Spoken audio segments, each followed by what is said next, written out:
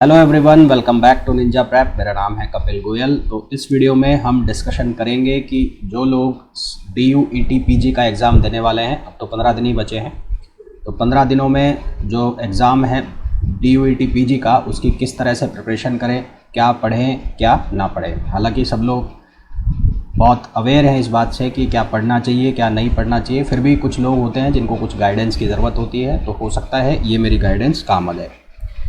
तो कुछ पाँच स्टेप मैंने बनाए हैं। इन 5 स्टेप्स को अगर आप फॉलो करते हैं तो हो सकता है कि आपकी जो प्रिपरेशन है उसको बूस्ट मिल जाए, या जिन्होंने प्रिपरेशन स्टार्ट नहीं की है, करने की सोच रहे हैं, तो उनका थोड़ा बहुत आइडिया लग जाए। तो क्या क्या पॉइंट्स हैं उसके बारे में हम बात कर लेते हैं। सबसे पहले तो जो एग्ज़ाम पैटर्न है DU ET का, वो आपको पता होना चाहिए। नहीं पता, हालांकि पता होगा, नहीं पता है तो मैं बता देता हूँ। तो DU ET का जो पेपर है उसमें 50 क्वेश्चन आएंगे।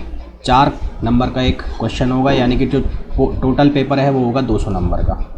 नेगेटिव मार्किंग होगी कितने नंबर की? 1 नंबर की नेगेटिव मार्किंग होगी। वापस से सुन लो, टोटल क्वेश्चन आएंगे कितने? 50। तो नंबर ऑफ़ ये तो क्या हो गए? क्वेश्चंस हो गए। नंबर ऑफ़ क्वेश्चंस ये हो गए 50। एक क्वेश्चन 4 नंबर का होगा, यानी कि टोटल जो मार्क्स है वो हो गए 200। नेगेटिव मार्किंग होगी 1 नंबर की। एग्ज़ाम जो होगा वो ऑनलाइन मोड में होगा, यानी कि कंप्यूटर बेस्ड होगा। और जितने भी क्वेश्चंस होंगे वो MCQ टाइप होंगे, यानी कि मल्टीपल चॉइस क्वेश्चन। पहली चीज़ तो ये हो गई जो सबसे पहले आपको पता होनी चाहिए।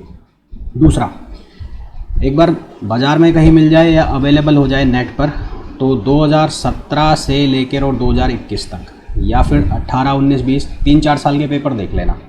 पेपर देखने का मतलब ये नहीं है कि देखा और हटा दिया।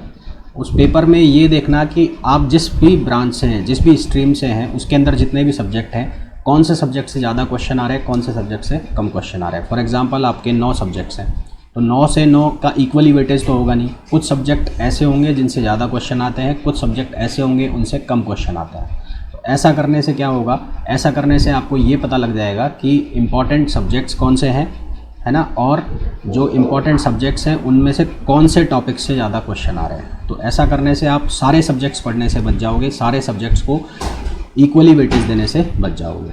फिर बात करें कि अब आपने एग्ज़ाम पैटर्न का पता कर लिया, कौन से सब्जेक्ट्स इंपॉर्टेंट है ये आपको पता लग गया। तो अब आपको क्या करना है, वो जो भी इंपॉर्टेंट सब्जेक्ट्स हैं, आपको पता लग गया कि 6 इंपॉर्टेंट सब्जेक्ट हैं, तो उन 6 इंपॉर्टेंट सब्जेक्ट के वो इंपॉर्टेंट टॉपिक्स हैं, उनके पीछे लग जाओ, यानी कि उनसे रिलेटेड जितने भी क्वेश्चंस हो सकते हैं वो सारे कर डालो। जहाँ से भी आपको क्वेश्चंस मिले उनको करना स्टार्ट कर दो।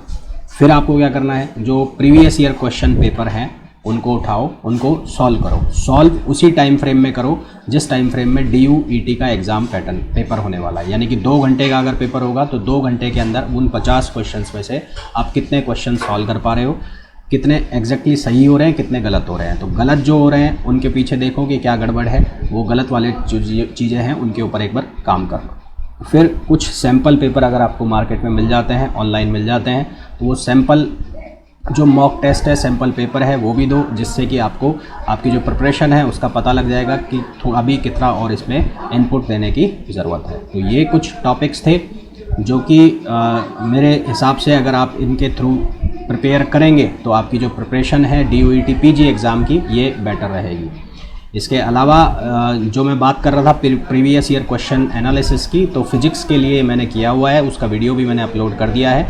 तो जो लोग फिजिक्स से हैं तो वो वीडियो जाकर देख सकते हैं, उनके लिए बहुत ज़्यादा हेल्पफुल रहेगा। अगर आप चैनल पर नए हैं और अब तक सब्सक्राइब नहीं किया है तो प्लीज़ चैनल को सब्सक्राइब कीजिए, वीडियो को लाइक कीजिए और शेयर कीजिए।